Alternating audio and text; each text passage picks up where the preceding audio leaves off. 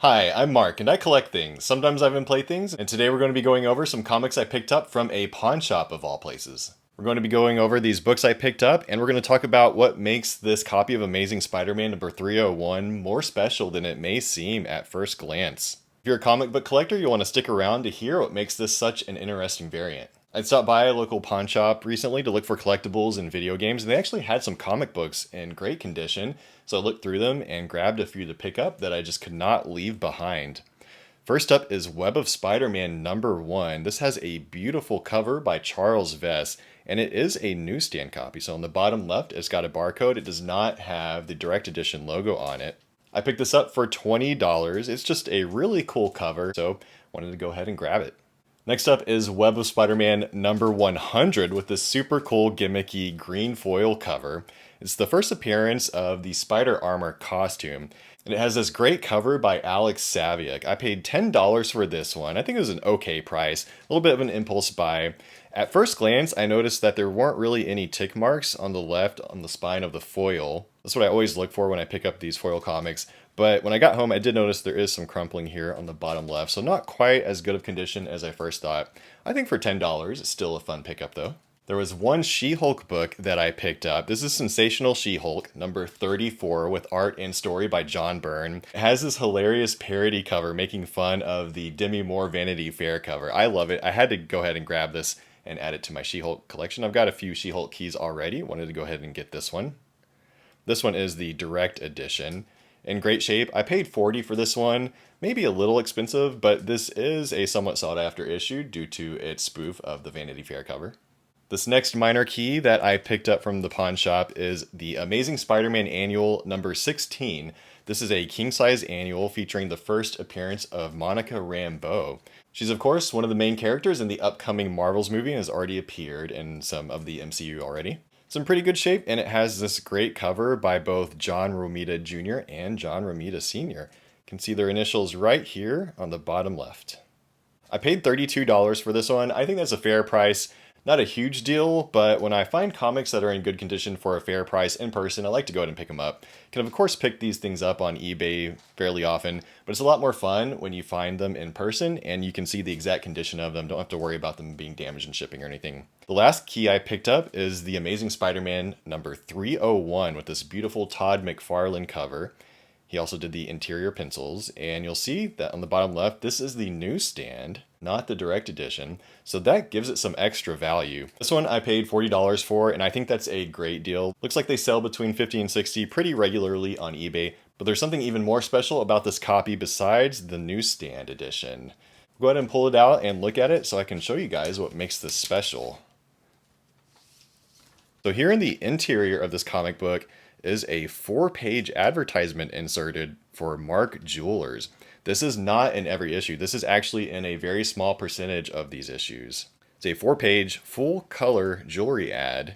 This is not only a newsstand variant, but also a Mark Jewelers variant. You can find these inserts in a lot of Bronze and Copper Age books, so the amount of value it adds is directly related to how scarce it is and the popularity of the book. In this case, this is a fairly popular Spider-Man book just because of the Todd McFarlane cover. Even though Venom doesn't appear in this, it does have a little bit of value. Thanks to it being both the newsstand and the Mark Jewelers variant, it has even more value. Collectors are always looking for a way to differentiate their items, both when they're selling and when they're buying.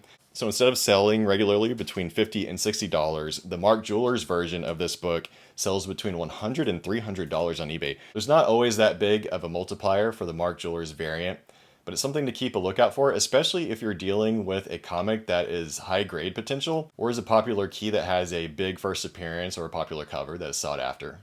I'm very tempted to clean and press and grade this book, but unfortunately the back of it is pretty rough, so I don't think I'm going to. Still very pleased with this pickup though. Let me know down in the comments if you think I got a good deal on these or if I overpaid, and what your favorite places are to look for comic books. I used to go to pawn shops and flea markets all the time to look for vintage action figures and video games. Haven't gone as much recently, but would like to spend more time doing so if I can, especially if I'm going to find comic books like these for good prices. If you've enjoyed this video and would like to see more comic or collectible related content, I encourage you to consider liking and subscribing. That would help out my channel. Thank you very much for watching. Have a great day. All right, if you stayed past my outro, I do have a little bit of a bonus bit. I want to talk about these Aliens comics I also picked up. So from the same pawn shop, they had some dollar boxes, and I grabbed a huge stack of Aliens comics. So this one on top is Aliens number 4 out of 6 from the original miniseries. This is kind of the one to look for. It's the first appearance of the Aliens, or at least the first full appearance.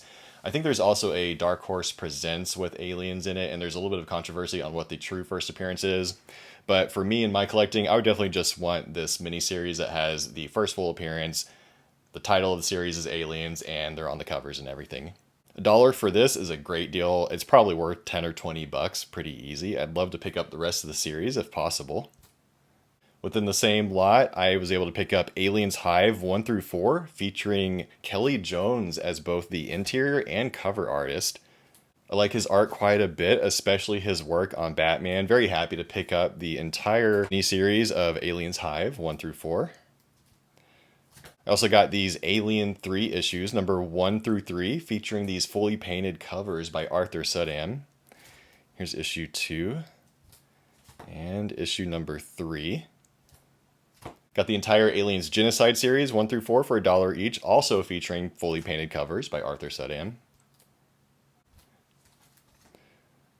I love this one with the planet or moons in the background. Very cool. And this 4th issue actually has an interior poster featuring the artwork without any of the trade dress on it. Next up is Aliens Earth War issues 1 through 4. These feature interior artwork by Sam Keith, so very happy to pick this one up.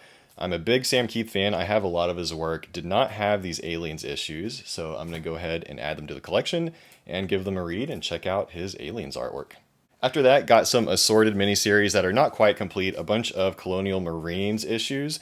And something funny about these issues is they started out of 12, but as the series went on, it became an out of 10 series and ended early on issue number 10 of 10. Not sure what the story is there, but it'd be interesting to find out what happened. Got a few issues of Aliens Rogue, and then also a few issues of Music of the Spears, but missing one issue from each of those. Those newer Aliens issues are an okay pickup for $1 each, but I think these older Aliens issues for $1 are great pickups.